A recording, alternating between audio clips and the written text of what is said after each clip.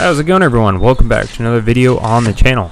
In this video I'm going to be installing an aesthetic mod on my C5 Corvette that I've been wanting to put on the car for quite some time now, and recently there was an opportunity to partner with a company that manufactures this mod, so I'm going to be going over the product, showing you guys the install video, and kind of just giving you guys my overall thoughts and feel on it. And so the product is a front splitter for this car. Just looking for something to give the car a little bit more personality and just kind of more of an aggressive look in the front end area. So starting off by getting the car jacked up, because I need ample space underneath the front bumper to be able to get underneath, draw all the holes needed, and obviously install the front splitter.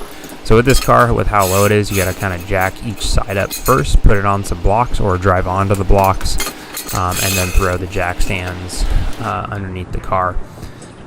So getting the jack stand set, and then always give a good solid shake and shimmy to the car to make sure it's set nice and snug on your jack stands.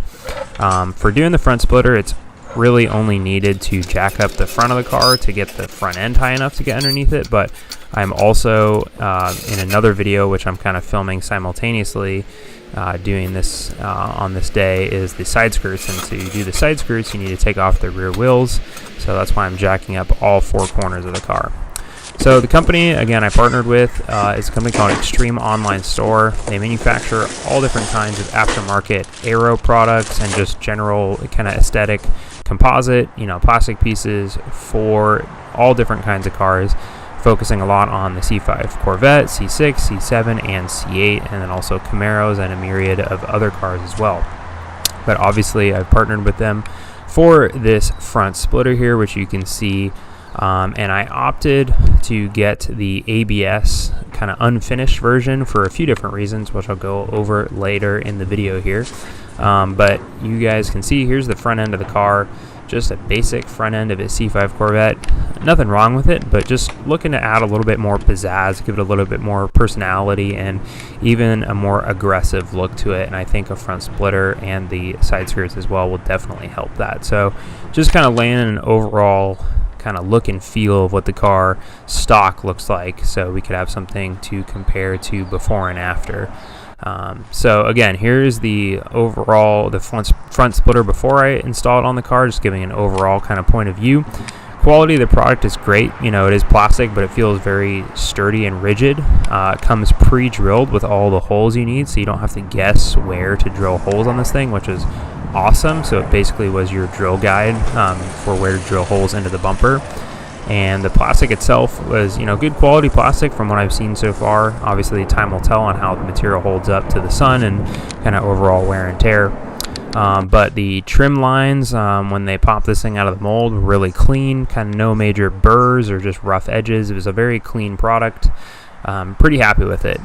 There was kind of like a white dust or powder. I don't know if that's maybe from the manufacturing process or shipping process, but really no biggie. It's underneath the car, and it easily just wipes off with a dry rag or even a wet rag. So really kind of happy with overall initial impressions of the product. So first thing that you got to do is you got to take off the middle air dam on the car.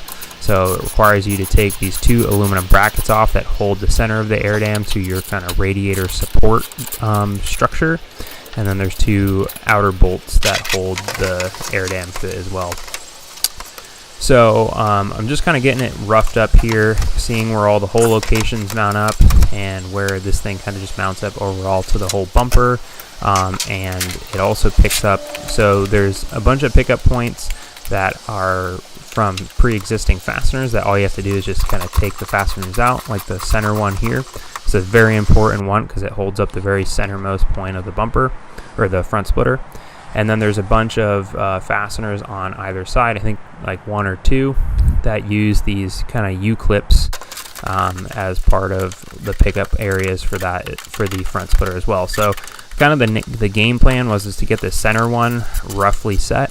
So don't cinch it all the way down, kind of like when you're putting together IKEA furniture. You don't want to cinch one screw down all the way. You want to kind of just get them loosely fit up, and so it gives you some adjustment room and wiggle room to get it set in place. So I got the center one hooked up, and it's strong enough to just hold its own weight right there, so I can kind of get it mocked up on the sides. And the key thing that you'll see here is that you want to spend the time to make sure that the front splitter is lined up with the front edges of the wheel well before you tighten everything down completely, because it's easy to shift one side further back than the other. So it is designed well. It does fit up flush to both sides on the front edges of the wheel well. So you can see here, or this was before, so it kind of needed to be pushed forward. So it kind of had to give a little bit of a forward push while simultaneously cinching that screw down on either side. And so once I got those two set in place, you can see that side looks a lot better. Once I got those two set in place and mostly snugged down, not maybe all the way, then I went back in and snugged down the center one, which holds up the little brace in the middle of the front splitter. So a lot of people will use self-tappers for this. I'm kind of, I only like to use self-tappers if they're absolutely necessary.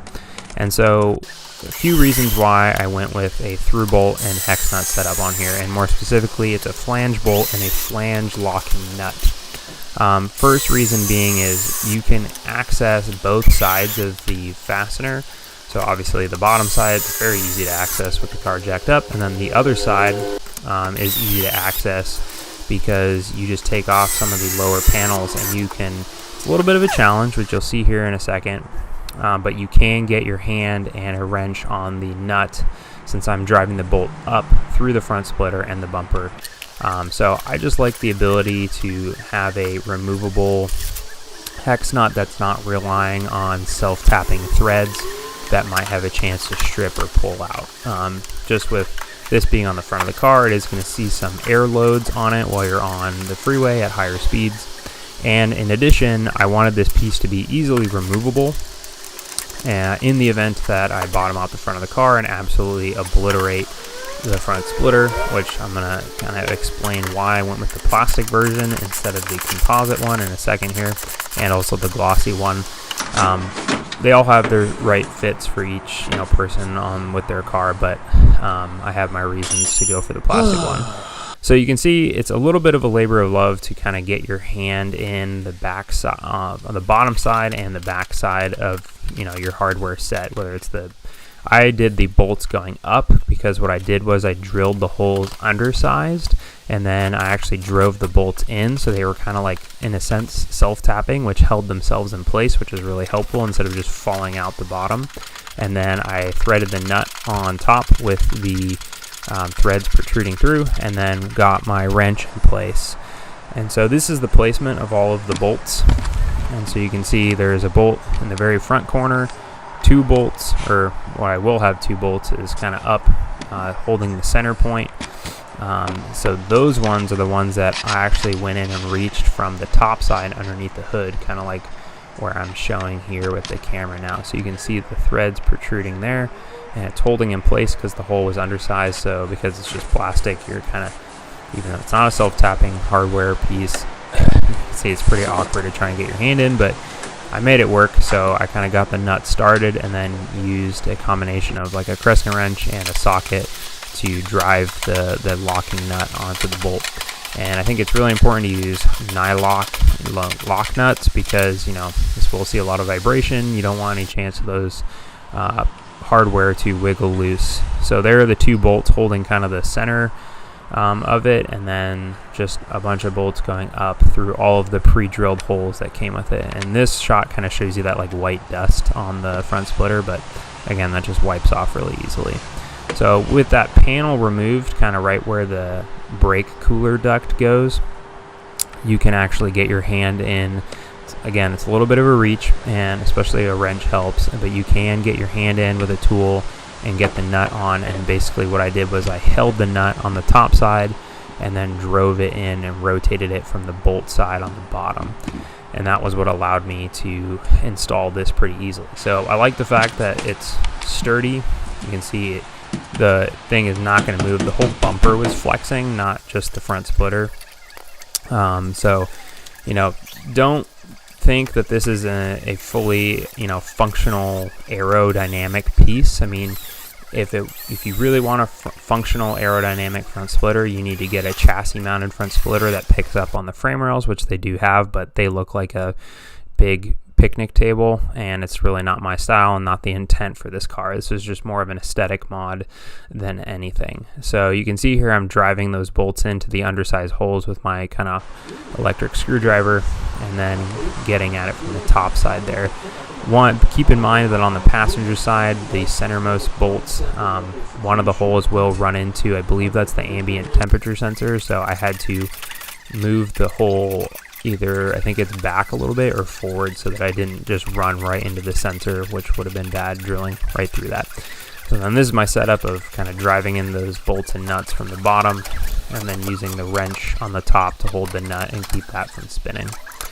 So the other thing too that I'll point out, so the reason why I went with a plastic front splitter and the unpainted kind of matte finish one is, one, I went with the matte painted black because I'm planning to 3D print a custom rear spoiler, and the material that I use to 3D print primarily is a black ASA, and it kind of has a matte / slightly kind of semi-gloss look to it when it's printed, so it will match this a lot better than the glossy black finish will. So here's the finished look on the car. I just think it looks so aggressive, and it really this is the front splitter that shouldn't it should keep the car from overheating, because it actually has a ram air kind of, you know, duct in the center there where it's forcing air directly up into the chute to go into the radiator. So really happy with the overall fitment of this. It fit up really well, really sturdy piece. You know, for the price point that you pay, I mean, you can't really complain there for, you know, it being a plastic part. And so that brings me to my next point. So I, you know, going with the matte black because it matches the 3D printed material that I use throughout the car. The reason why I went with black is, or not black, the reason why I went with plastic is because if I were to bottom this thing out, and it is pretty low, even with my car in kind of like monster truck mode without putting the coilovers on yet, it came pretty darn close to scraping my driveway coming into the house. So I wanted to have the ability, in the event I bottom this thing out and damage it, I'm a lot more experienced and well versed with doing plastic welding and plastic repair. So you can do that because this is ABS. You can do that with acetone. You can do solvent welding. You can do plastic welding because it's a thermoplastic. So there's just a lot easier of ways for me to repair this than having to repair either a carbon fiber or fiberglass front splitter. And doing it the right way is you do a composite repair over whatever the base material is, whether it be carbon fiber or fiberglass. So the idea of having to do a composite repair layup just sounded a lot less appetizing to me, given the price point and the proximity of this thing to the ground and what likelihood of it might becoming damaged over time, just with, you know, how steep some driveways are, and no matter what angle you go at, sometimes you will just scrape. Anybody with a low car kind of knows that. So that's kind of my reason why for going with plastic. So here's the overall look of the car, also with the side skirts installed. I'm doing this kind of all at the same time, but including it as another video. So just really happy with the overall look and feel of this car, or look of the car with this front splitter and the side skirts on as well. I think it kind of gives the car a lot more personality, gives a little bit more of an aggressive look, and just kind of adds some flair to it. It just brings it up from just being a stock C5 Corvette. Again, really great on the price point. Super happy with this. So thank you, EOS, for partnering with me and sending this out. I'm excited to continue using the car with this additional kind of aesthetic aero pieces installed. If you have any questions, feel free to comment on the video, and I'll try to get an answer back to you. And other than that, thanks again for watching. I'll see you guys in the next one.